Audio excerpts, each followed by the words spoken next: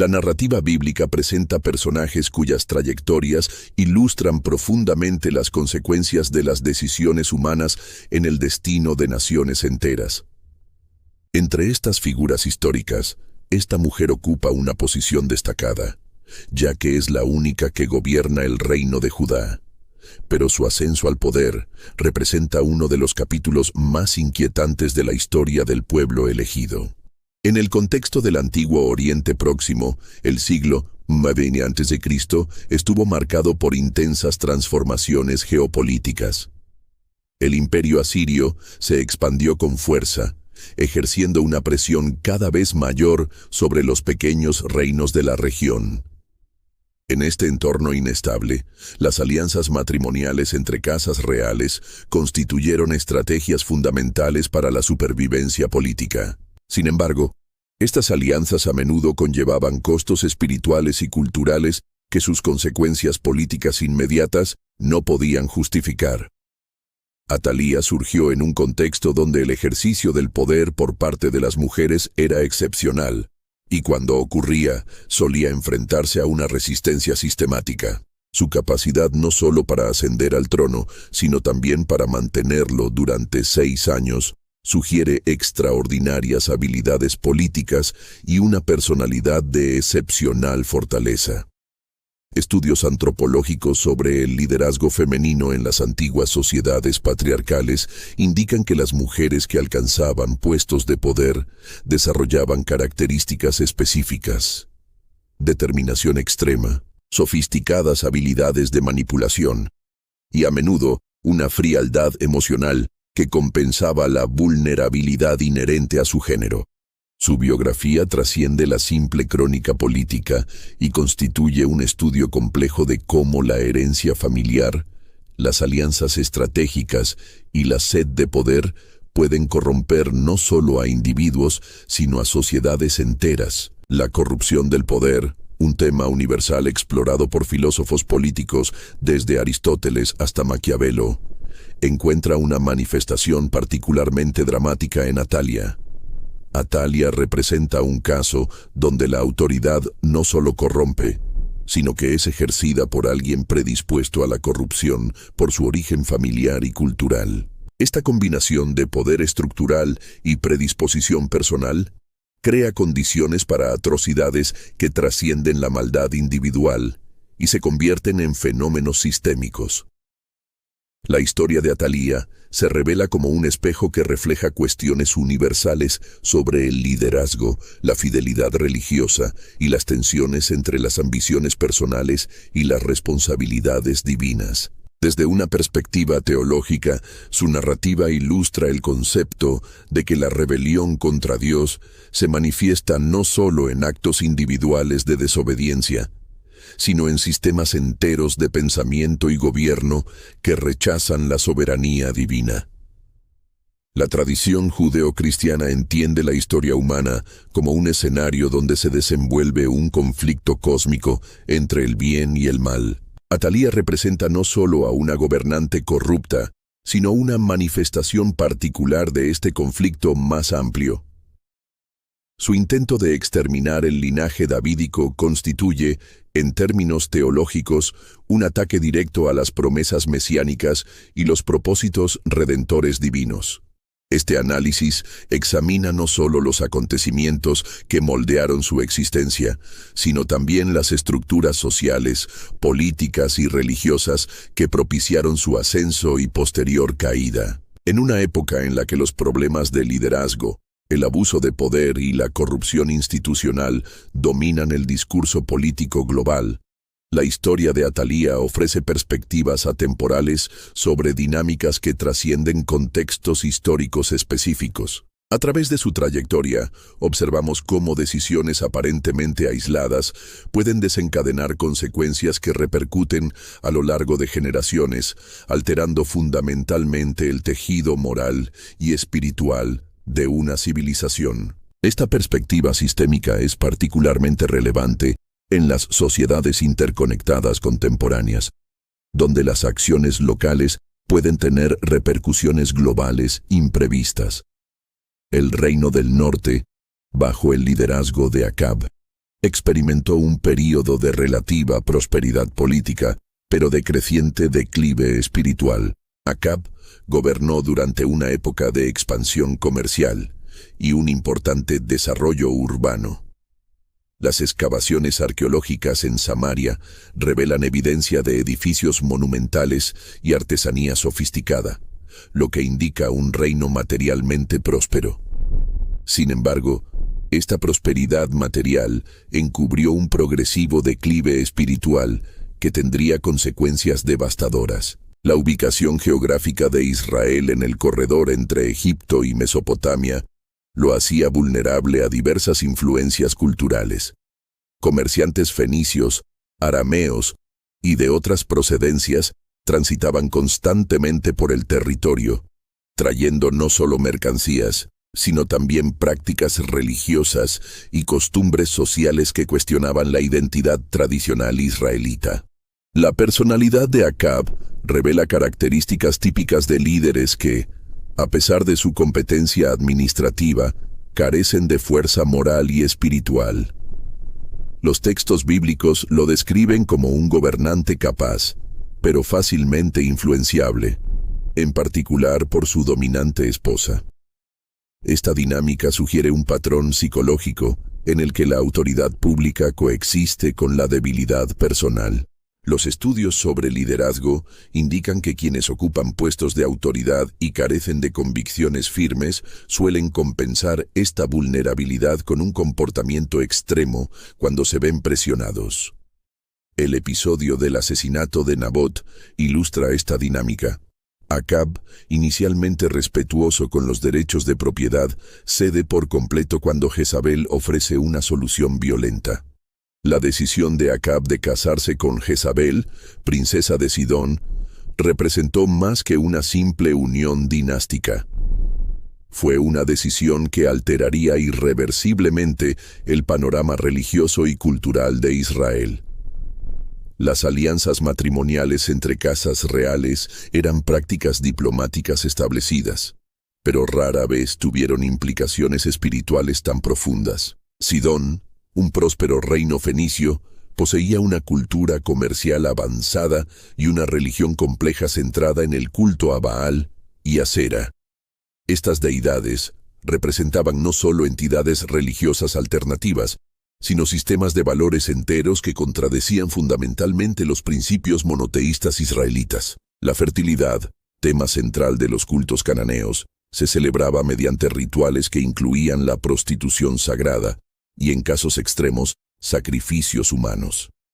Jezabel emerge de los textos bíblicos como una de las figuras femeninas más poderosas y controvertidas de la historia antigua. Aquí en el canal hay un video hablando de la vida de Jezabel y su crueldad, su capacidad para ejercer una influencia dominante sobre Acab y, a través de él, sobre todo el reino, sugiere características psicológicas excepcionales. Los análisis modernos de su personalidad identifican rasgos consistentes con lo que hoy llamamos personalidad narcisista con tendencias antisociales. Su determinación de imponer su religión nativa en Israel revela no solo fanatismo religioso, sino también una comprensión profunda de cómo los sistemas de creencias sustentan las estructuras políticas. Jezabel reconoció que mientras Israel mantuviera su identidad monoteísta, su propia legitimidad seguiría siendo cuestionable. Por lo tanto, su campaña contra los profetas del Señor no fue simplemente una persecución religiosa, sino una estrategia política calculada. Jezabel trajo consigo no solo su influencia política, sino también un sistema religioso completamente incompatible con la tradición israelita. El culto a Baal y Asera, deidades centrales del panteón fenicio, introdujo prácticas que violaban fundamentalmente los principios monoteístas establecidos por la ley mosaica. Estas no eran simples diferencias teológicas, sino que representaban cosmovisiones radicalmente opuestas. El proceso de introducción de estos cultos fue cuidadosamente orquestado. Inicialmente, Jezabel estableció santuarios privados en el Palacio Real. Gradualmente, estos cultos se expandieron para incluir templos públicos y, finalmente, una jerarquía sacerdotal organizada. Este proceso gradual minimizó la resistencia inmediata, a la vez que creó estructuras permanentes difíciles de revertir.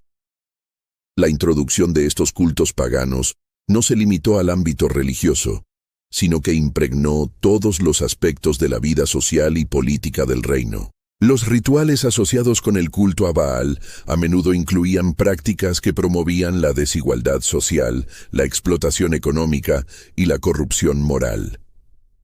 La prostitución ritual, un elemento central de estos cultos, no solo corrompió las normas morales tradicionales, sino que también creó sistemas económicos alternativos que beneficiaron a las élites vinculadas a los templos paganos. Los sacrificios humanos, en particular de niños, representaban la normalización de prácticas que violaban fundamentalmente los valores que habían definido a Israel como nación. Los estudios antropológicos sobre los sacrificios humanos indican que estas prácticas rara vez son eventos aislados, sino componentes de sistemas sociales que deshumanizan a grupos específicos, facilitando otras formas de explotación y abuso.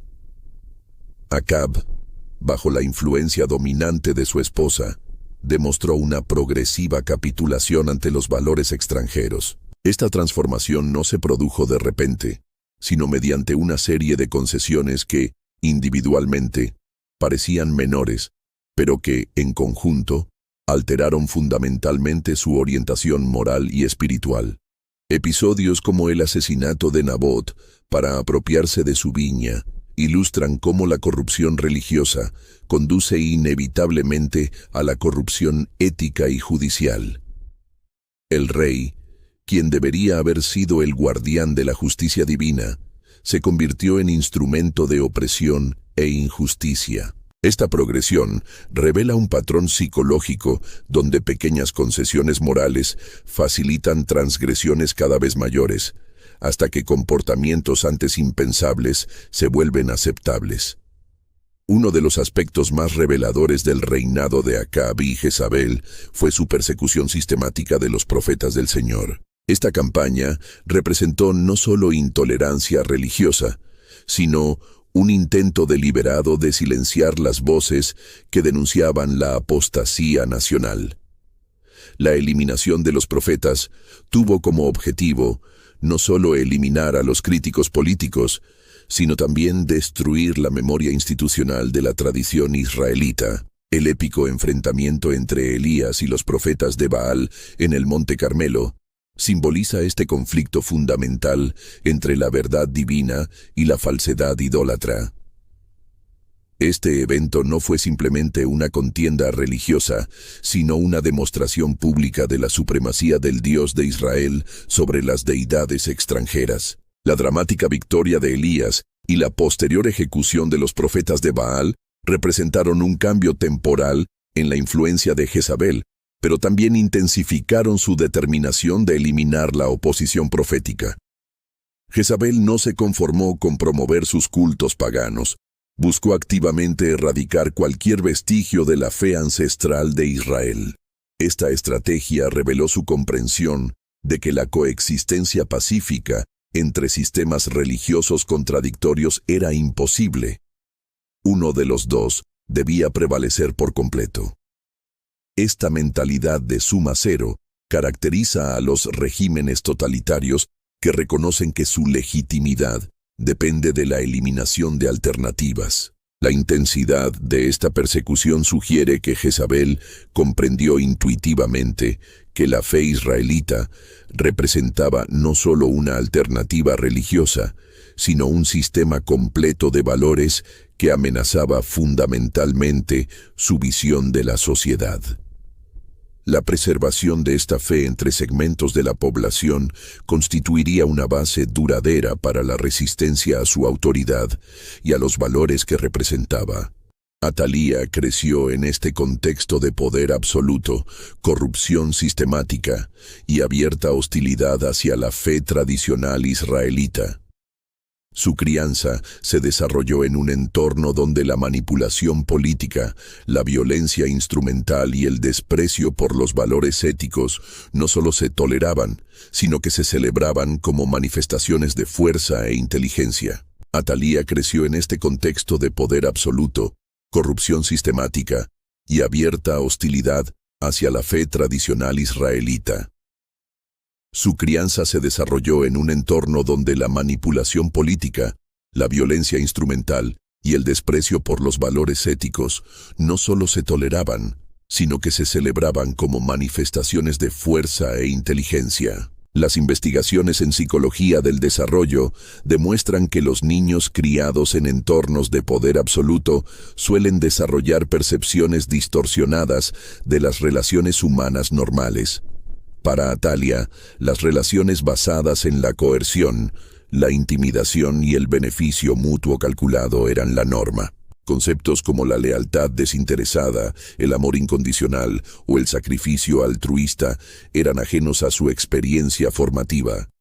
Su influencia materna fue particularmente decisiva en la formación del carácter de Atalía.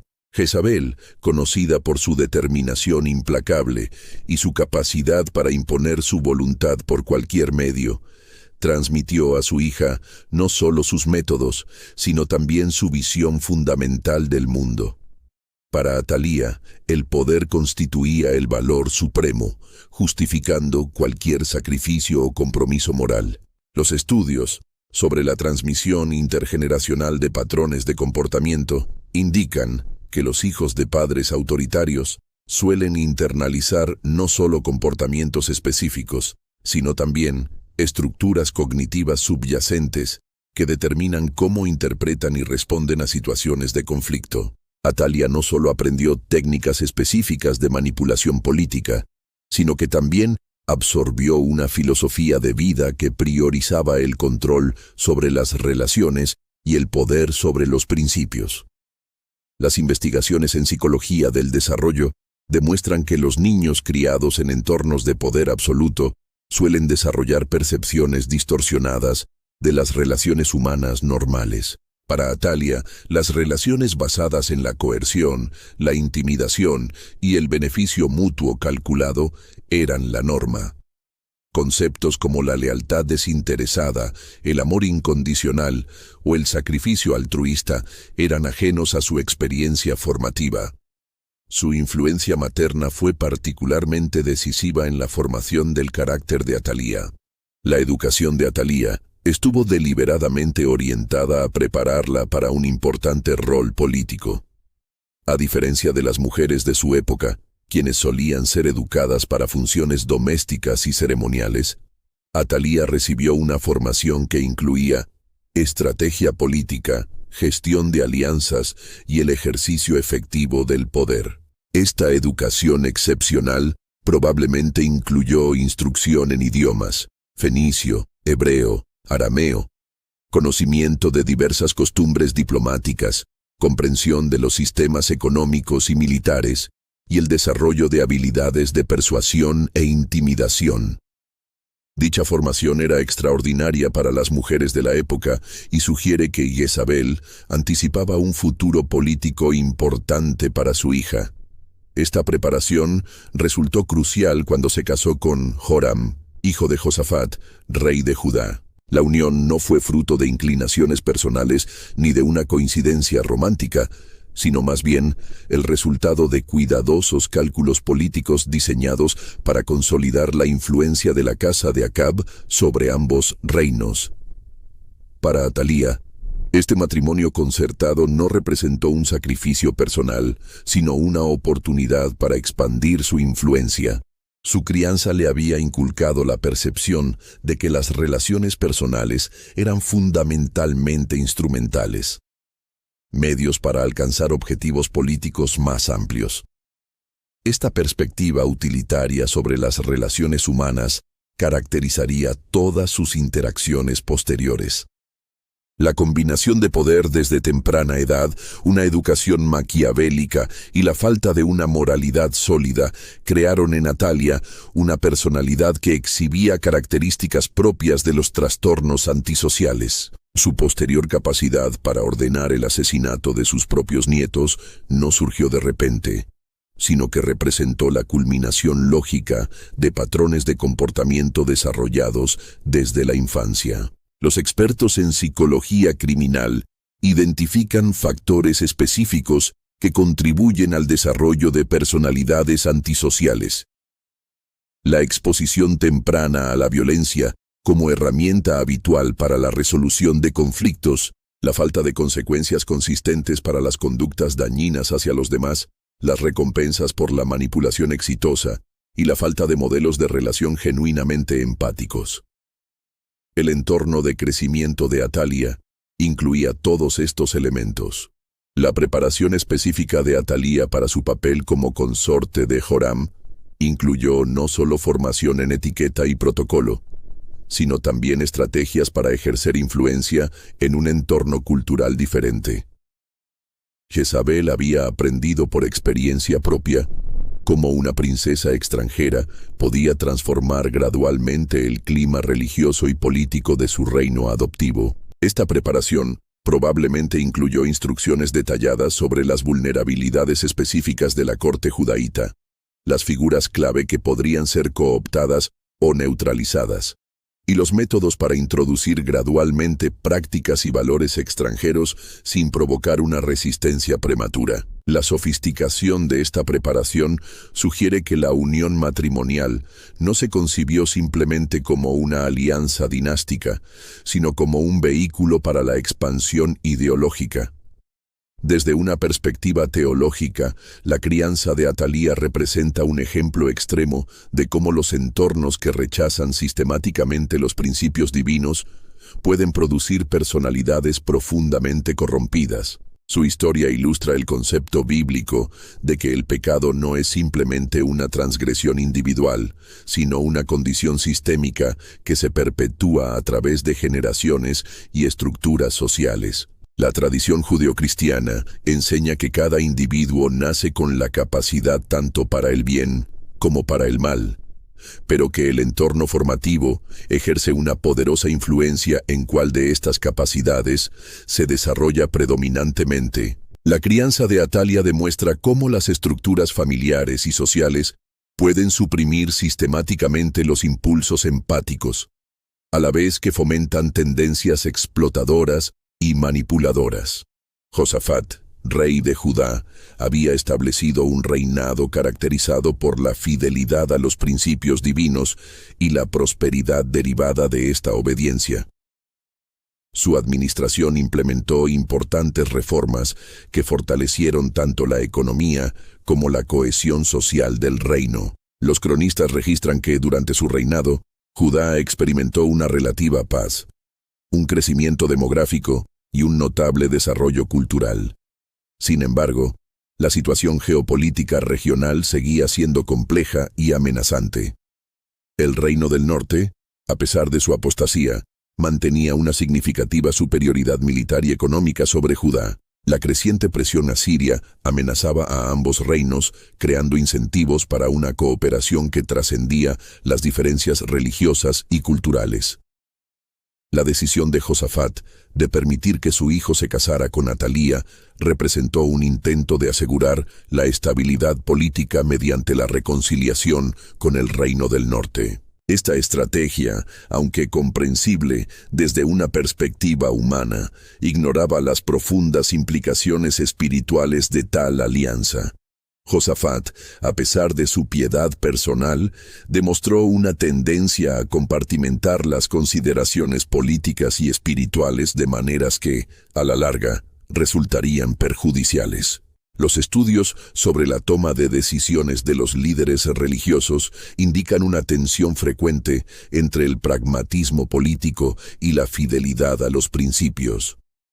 Josafat enfrentó presiones reales que hicieron atractiva una alianza con Israel.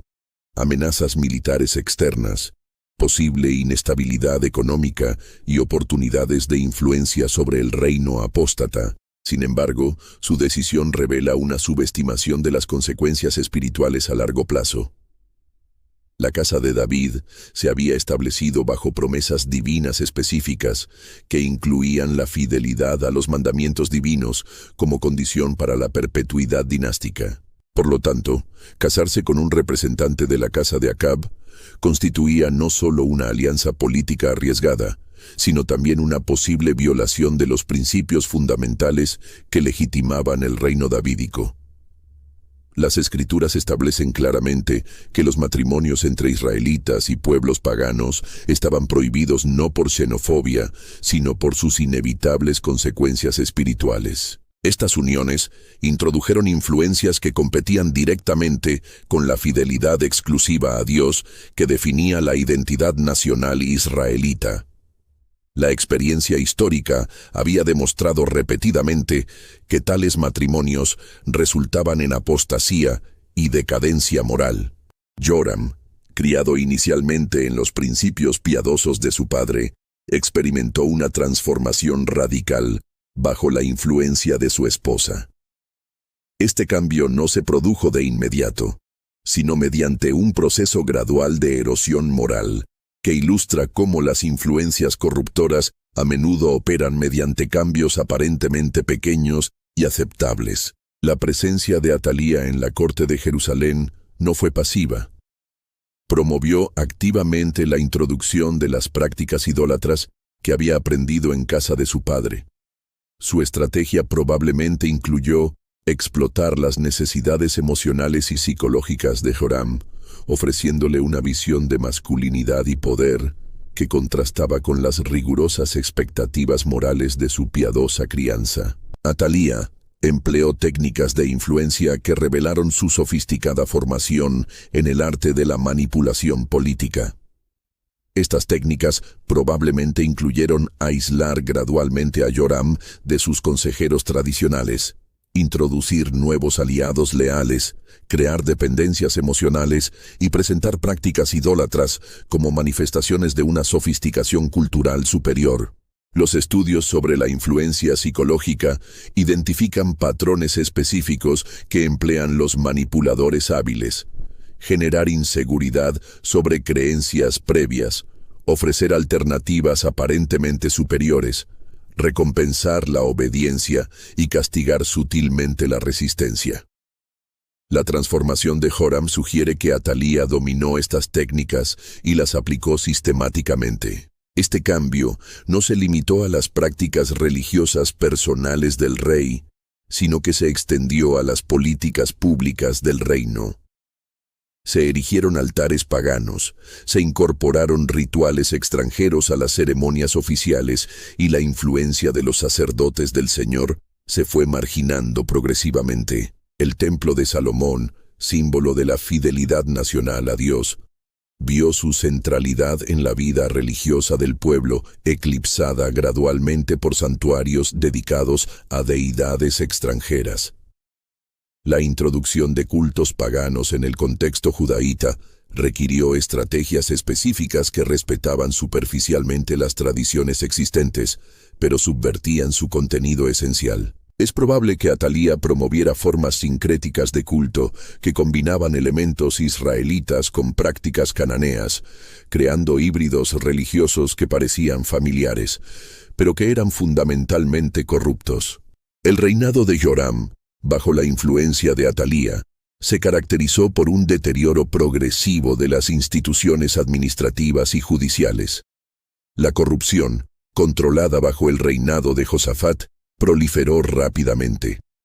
Los principios de justicia y equidad, fundamentados en la ley divina, fueron reemplazados por criterios arbitrarios basados en el favor político y la influencia personal. Este deterioro no fue accidental, sino una consecuencia lógica de la erosión de los fundamentos morales que sustentaban el sistema judicial judaíta.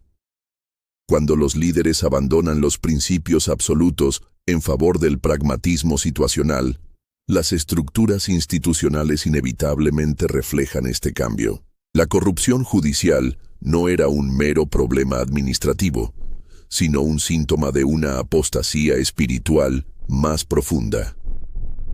Las consecuencias sociales de esta transformación fueron particularmente graves para las clases más vulnerables de la población. El sistema de protección para huérfanos, viudas y extranjeros, establecido por la ley mosaica, fue abandonado progresivamente. La desigualdad social, mitigada por las reformas de Josafat, resurgió con renovada intensidad. La idolatría fomentó estructuras sociales que beneficiaron a las élites vinculadas a los templos paganos, a la vez que explotaron a las clases trabajadoras. Los rituales de fertilidad, fundamentales para los cultos cananeos, incluían prácticas que mercantilizaban la sexualidad y promovían la explotación de mujeres y niños. Esta mercantilización representaba una violación fundamental de la dignidad humana que caracterizaba la ética israelita. A pesar de la presión oficial, importantes segmentos de la población mantuvieron su lealtad a los principios tradicionales. Esta resistencia no fue meramente religiosa, sino cultural y nacional, y reflejaba un reconocimiento intuitivo de que los cambios de Atalía amenazaban la identidad fundamental de Judá como pueblo diferenciado. La persistencia de esta resistencia durante el reinado de Joram sería crucial para los acontecimientos posteriores.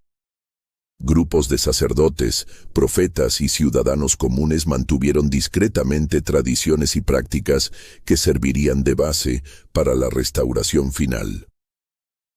Esta continuidad demuestra la resiliencia de sistemas de valores profundamente arraigados, incluso bajo presión sistemática. Tras la muerte de Joram, su hijo Ocosías ascendió al trono bajo la influencia directa y dominante de su madre, Atalía.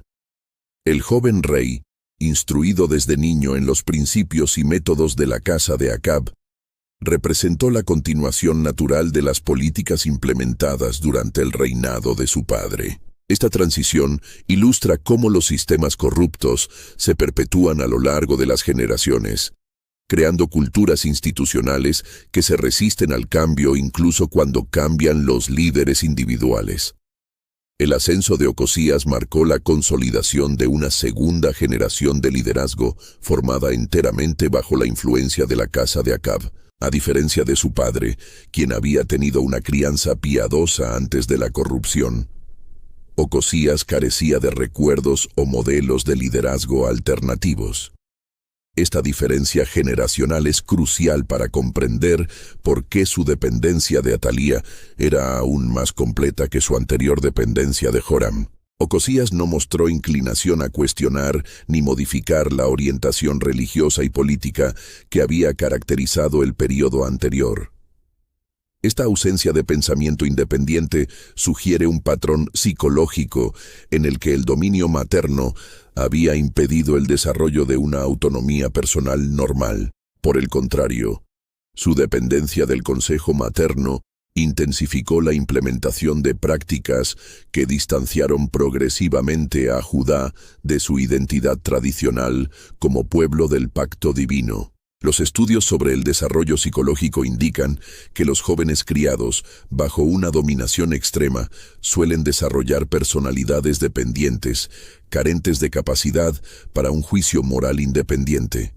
Ocosías representa un caso extremo de esta dinámica, donde la autoridad materna sustituyó por completo el desarrollo de la conciencia personal. Bajo el reinado de Ocosías, las prácticas idólatras que se habían introducido gradualmente durante el reinado de Joram se sistematizaron e intensificaron. El culto a Baal y Asera recibió un apoyo oficial aún más explícito, incluyendo financiación pública para templos y sacerdocios paganos. Esta escalada revela cómo la corrupción moral tiende a acelerarse cuando no se encuentra con una resistencia efectiva.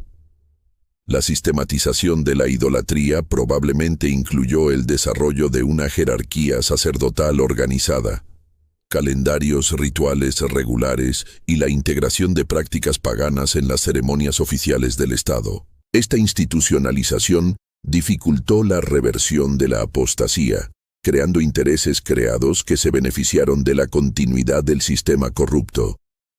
Una de las decisiones más significativas del breve reinado de Ocosías fue el fortalecimiento de su alianza con Joram, rey de Israel y su tío materno.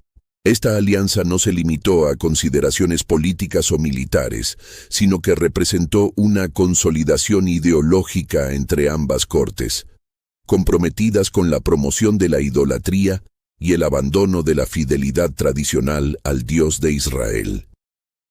La naturaleza de esta alianza trascendió la diplomacia habitual entre reinos vecinos. Representó una unión entre casas reales que compartían no solo intereses políticos, sino también visiones religiosas y culturales fundamentalmente opuestas a la tradición israelita. Esta consolidación creó un bloque de poder que parecía capaz de transformar permanentemente el carácter espiritual de ambos reinos. La participación de Ocosías en las campañas militares de Joram demostró no solo solidaridad familiar, sino también su alineamiento con una visión política que priorizaba las alianzas horizontales entre reinos por encima de la fidelidad vertical a los mandamientos divinos. Esta priorización representó un cambio radical en los valores que habían caracterizado a la dinastía davídica desde su fundación. Las campañas militares conjuntas cumplían múltiples propósitos, fortalecían los lazos políticos entre las casas reales, demostraban públicamente la solidaridad entre los reinos y creaban oportunidades para la influencia cultural mutua. Para Atalía, estas alianzas representaban pasos importantes en la consolidación de un nuevo orden regional basado en los valores que ella promovía. Durante el reinado de Ocosías, Judá experimentó una crisis de identidad nacional sin precedentes. La distinción tradicional entre el reino del sur, fiel a los principios davídicos, y el reino del norte, caracterizado por la apostasía, fue eliminada progresivamente. Esta convergencia representó no solo un cambio político, sino también una transformación fundamental en la autopercepción nacional de Judá. Justo cuando la masacre ordenada por Atalía parecía haber eliminado por completo la línea davídica, la valiente intervención de Josaba demostró cómo la providencia divina puede obrar mediante acciones humanas aparentemente pequeñas, pero decisivas. Josaba, hermana de Ocosías y esposa del sumo sacerdote Joiada, arriesgó su vida para salvar al pequeño Joás. Esta acción trascendió las consideraciones familiares habituales. Josaba era consciente de que salvar a Joás significaba preservar no solo una vida individual, sino también la continuidad de la promesa divina hecha a David. Su valentía reveló una fe que comprendía las implicaciones teológicas de la situación política. La elección del templo como escondite para Joás tenía un profundo significado simbólico. El templo representaba no solo un lugar físicamente seguro, sino también el corazón espiritual de Judá y el símbolo de su identidad como pueblo elegido. Esconder al heredero davídico en el templo simbolizaba la preservación de la esperanza nacional en su lugar más sagrado.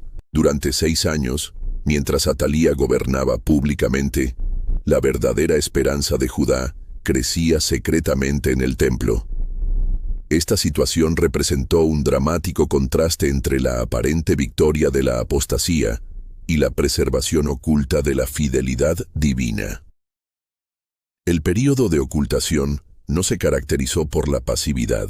Joiada, como sumo sacerdote y guardián del joven príncipe, aprovechó estos años para preparar cuidadosamente una red de apoyo que posibilitaría la eventual restauración de la dinastía davídica.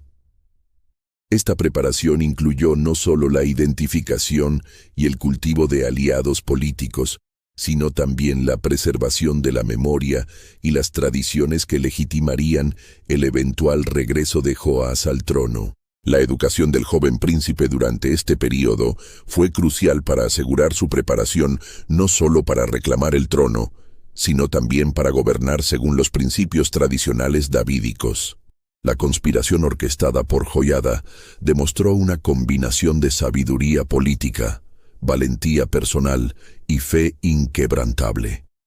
Durante años, cultivó discretamente una red de apoyo que incluía comandantes militares, sacerdotes fieles y líderes civiles comprometidos con la restauración del orden tradicional. Esta red reveló que, a pesar de la aparente solidez del régimen de Atalía, había sectores significativos de la población que se mantenían fieles a los principios tradicionales. La capacidad de Joiada para identificar y organizar a estos elementos demostró tanto su liderazgo como la persistencia de la auténtica identidad judaíta, incluso en condiciones de opresión. El aspecto militar de la conspiración fue particularmente crucial, pues Atalía había demostrado su disposición a usar fuerza letal para mantener su poder.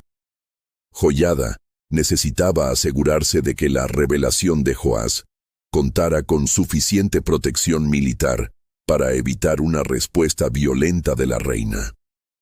La cooptación de los comandantes de la Guardia Real fue un elemento clave de esta estrategia. Estos hombres, responsables de la seguridad del palacio y de la familia real, tenían acceso privilegiado a los centros de poder y podían neutralizar eficazmente cualquier intento de resistencia organizada. Elegir el momento oportuno para revelar la identidad de Joás fue crucial para el éxito de la conspiración. Joiada esperó hasta que todos los elementos necesarios estuvieran presentes y las circunstancias políticas propiciaran una transición exitosa. La ceremonia de coronación, celebrada en el templo, fue cuidadosamente orquestada para maximizar su impacto simbólico y político. La entrega de la ley al joven rey simbolizó el retorno a los principios divinos que regirían a Judá. La aclamación popular demostró que el pueblo había conservado su lealtad a la dinastía davídica a pesar de años de gobierno alternativo. La reacción de Atalía al oír las celebraciones en el templo reveló tanto su sorpresa como su inmediato reconocimiento de la gravedad de la situación. Su exclamación de traición fue irónicamente apropiada, pues había traicionado no solo a la dinastía legítima, sino también a los principios fundamentales sobre los que se había fundado Judá. Su intento de movilizar apoyo demostró que, a pesar de años de un gobierno aparentemente sólido, su base de poder era más frágil de lo que imaginaba. La rapidez con la que la situación se descontroló en su contra sugería que su autoridad dependía más de la ausencia de alternativas que de un apoyo genuino. La decisión de Joiada de ejecutar a Atalía fuera del recinto del templo reflejó no solo consideraciones prácticas de pureza ritual, sino también un principio teológico más profundo. El templo, como morada simbólica de Dios, debía permanecer inmaculado por el derramamiento de sangre, incluso cuando dicha acción estuviera justificada. Esta separación entre lo sagrado y lo profano también simbolizaba la separación entre el nuevo orden restaurado y el período de corrupción que finalmente llegaba a su fin. La muerte de Atalía fuera del templo representó la expulsión definitiva de la influencia corruptora que había representado. Inmediatamente después de la eliminación de Atalía, Joiada dirigió una ceremonia que renovó el pacto entre Dios, el rey y el pueblo. Esta ceremonia no fue meramente simbólica, sino que representó un compromiso formal de retornar a los principios que habían definido a Judá como un reino teocrático. La posterior destrucción de los altares de Baal demostró que la restauración no sería superficial, sino que incluiría la eliminación sistemática de los elementos que habían corrompido el culto de la nación. Esta purificación física simbolizó una purificación espiritual más profunda. La historia de Atalía ofrece una lección imborrable sobre los peligros inherentes a las alianzas que sacrifican principios fundamentales por una ganancia política pasajera. La decisión inicial de Josafat de permitir que su hijo se casara con una representante de la casa de Acab demuestra cómo compromisos aparentemente insignificantes pueden tener consecuencias catastróficas. Esta lección Trasciende el contexto histórico específico y se aplica a situaciones contemporáneas donde los líderes se enfrentan a la presión de abandonar valores fundamentales en favor de beneficios inmediatos. La historia de Judá, durante este periodo, ilustra cómo tales concesiones rara vez producen los beneficios esperados, a la vez que invariablemente generan costos imprevistos y devastadores. El gobierno de Atalía ejemplifica cómo el poder, cuando se ejerce sin restricciones morales ni institucionales, tiende a corromper no solo a quienes lo ejercen, sino también a las sociedades sobre las que se ejerce. Su disposición a eliminar incluso a miembros de su propia familia demuestra cómo la ambición desenfrenada puede suprimir los instintos humanos más básicos. Esta dinámica no se limita a los antiguos contextos monárquicos, sino que se manifiesta en cualquier situación donde individuos o grupos obtienen poder sin la correspondiente responsabilidad. La historia de Atalía sirve como un recordatorio constante de la necesidad de estructuras que limiten y dirijan el ejercicio de la autoridad. A pesar de la aparente victoria de la apostasía durante el reinado de Atalía, la preservación de Joás demuestra que los propósitos divinos no pueden ser frustrados por acciones humanas, independientemente de su determinación o aparente eficacia. Esta preservación no fue resultado de la casualidad ni de la suerte, sino de una providencia que obra a través de fieles instrumentos humanos. La lección espiritual fundamental de esta narrativa es que la fidelidad divina trasciende las circunstancias humanas más adversas. Aun cuando todos los indicadores apuntan al fracaso de los propósitos divinos, la historia de Joás demuestra que Dios conserva recursos ocultos que pueden revertir por completo situaciones aparentemente desesperadas. La biografía de Atalía constituye uno de los estudios más complejos e instructivos sobre liderazgo, poder y responsabilidad moral disponibles en la literatura histórica. Su trayectoria, desde la influencia ejercida a través de intermediarios hasta el ejercicio directo del poder absoluto, ofrece valiosas perspectivas sobre la dinámica que rige las relaciones entre líderes y sociedades. Su historia demuestra que la competencia técnica y la inteligencia estratégica, si bien necesarias para el ejercicio efectivo del poder, son insuficientes para garantizar una legitimidad duradera cuando se separan de sólidos fundamentos morales. Atalía, sin duda, poseía las habilidades necesarias para gobernar, pero su rechazo a los principios éticos fundamentales hizo que su gobierno fuera insostenible a largo plazo. La narrativa también ilustra cómo individuos aparentemente poderosos pueden ser, en realidad, producto de fuerzas históricas más amplias que trascienden sus decisiones personales. Atalía fue a la vez agente y víctima de las dinámicas políticas y espirituales de su época. Su crianza en el hogar de Acab y Jezabel moldeó profundamente sus perspectivas y limitó sus opciones, incluso cuando parecía ejercer su libre albedrío. Sin embargo, la historia no presenta a Atalía simplemente como una víctima de las circunstancias. Sus decisiones, en particular la masacre de los descendientes reales, revelan un grado de responsabilidad moral que trasciende cualquier determinismo histórico. Tenía alternativas y eligió conscientemente caminos que priorizaban sus intereses personales sobre consideraciones éticas más amplias. El contraste entre Atalía y figuras como Josaba y Joiada destaca cómo individuos que enfrentan circunstancias similares pueden tomar decisiones fundamentalmente diferentes. Mientras que Atalía usó su posición privilegiada para promover sus intereses personales, Josaba y Joiada arriesgaron sus vidas para defender principios que trascendían sus intereses inmediatos. La preservación de Joás y su posterior restauración al trono demuestran que las acciones humanas, si bien significativas, se enmarcan en un contexto más amplio de propósitos divinos que no pueden ser frustrados permanentemente.